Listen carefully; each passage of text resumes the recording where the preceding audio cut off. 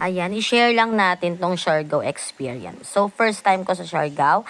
At ayan, ang kanilang Boodle Fight. So, ayan guys, may experience nyo yan sa mga tour nila. Ayan, yung pa-lunch nila yan guys, kasama yan sa package.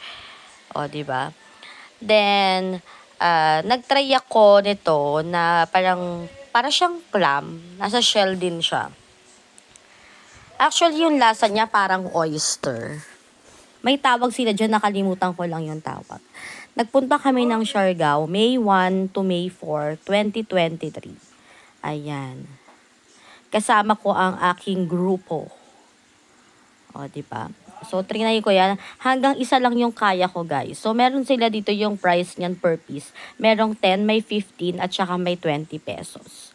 So, nag-try tayo nung 15 pesos para katamtaman lang yung size.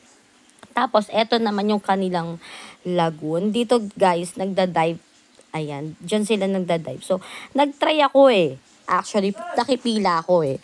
Pero nung nandun na kasi ako sa taas, promise, kinakabahan talaga ako. Hindi ko kayang tumalon. Actually, kala mo mababa lang siya. Pero pag nandun ka na sa taas, dun mo marirealize na, oh my God, ang taas pala nito. Ayan. So, binidyohan ko na lang sila dyan. Diba?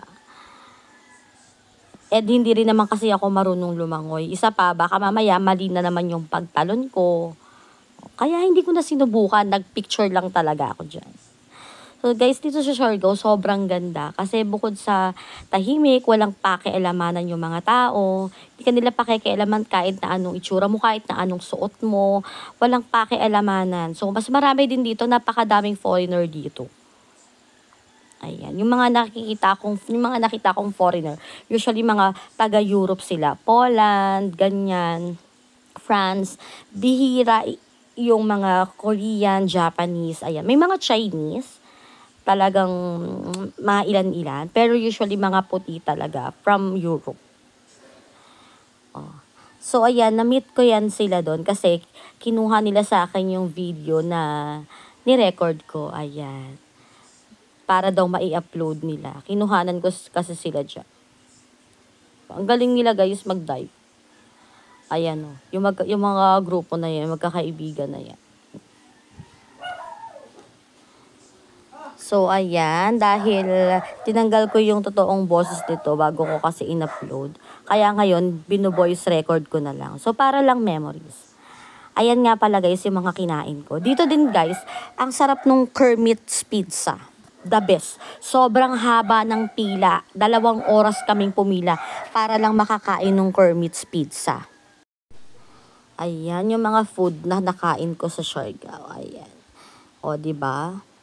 Sarap. Kasama na, nga pala nagstay kami sa Las Palmas, guys. Kasama na yung breakfast. Ayan. O, kasama na yung breakfast dun sa pagstay namin sa hotel. Sa Las Palmas Hotel, sa Siargao. So, ayan. Doon din sa may kanin baboy. Guys, sobrang sarap ng pagkain nila doon. Tapos, ayan, mag-room tour tayo. Ayan yung room namin. So, yung kinuha namin for family.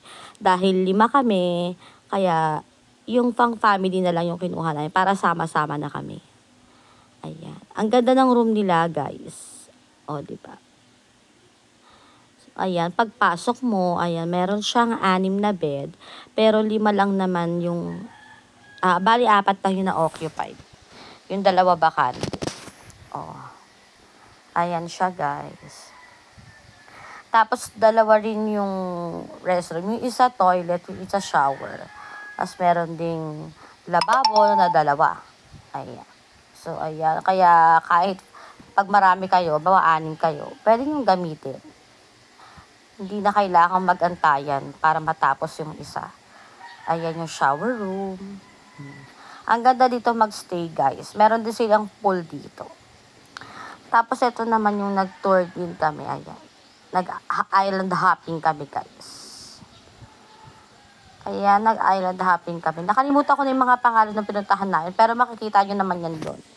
Pag nagpunta kayo ng Siargao. Ayan. O, diba? Sa totoo lang, sobrang peaceful sa Siargao. Ang sarap balik-balikan. Ang peaceful, fresh air. At saka alam mo yun, wala talagang pakialamanan dun. Tsaka ang friendly ng mga tao. Medyo pricey lang yung mga bilihin, pero siguro dahil turista, kaya ganon. Ayan. O, di ba? So, dahil ako ay hindi naman marunong lumangoy, more on video, picture, ayan lang ako. Ayan. Ang sarap mag-tour dito, guys. Punta kayo ng Siargao. Gusto kong bumalik ng Siargao kasama ang aking family. Nakaka-enjoy, nakaka-relax. Tapos ito, yung kanilang, anong tawag dito, yung coconut ek nila. Ayan, may tawag din dyan. So, dyan makikita nyo sila kuya na nag-human, drone. Ayan o, diba? Maganda rin mag-picture dito. Kasi ito, nagpunta kami din dito. Kaso, marami ring tao. Tapos, hindi rin. Kasi, parang nagbagyo daw dito, guys. Natanggal yung pinagsasabitan nila. Meron kasi dyan parang sumasabit sila. Nakalimutan ko yung tawag. Wag ko nang i-explain. So, ito, isa to sa pinakamagandang napuntahan ko din. Isa to sa pinakagusto ko. Kasi, tignan nyo yung water, guys. Sobrang clear. Ang lamig din ng tubig. Sobrang clear ng tubig. Ayan. O, diba? Tignan nyo, sobrang linis. Diba? Ang clear ng tubig dyan. Ano to lagoon. Basta yon may ano din dyan. Nakalimutan ko kung ano ulit tawag dyan. So, save ko lang talaga to for future, para pag gusto kong balikan, mababalikan ko. Ayan. Yung phone ko pala, kaya medyo malabo dyan kasi nakalagay sa, sa plastic, sa cover. Tapos, eto naman yung sa flight namin, going to Siargao for the first time. Ayan, Siargao Island. Yung biyahe, actually, tumagal siya ng 2 hours and 20 minutes. Ganon siya katagal. Kasi ang Cebu, 45 minutes lang eh. So, from Manila to Siargao is 2 hours and 20 minutes. Ganon siya katagal. So, kaya magbaon ka ng jacket sa plane. Ayan. Nasa tabi nga pala ako ng bintana. Buti na lang, yun yung napili na, na upuan for me. Ayan. So, second time ko to na makasakay ng eroplano.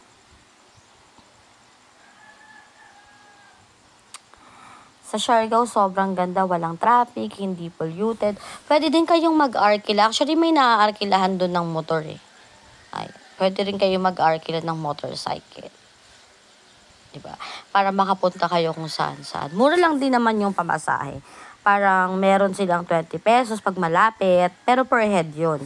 Pero dahil 5 nga kami, usually 100 to 150 yung ibinabayad namin.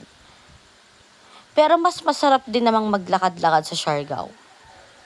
Kahit gabi na maglalakad kayo, sobrang safe. Ayan. O, diba? Ang ganda.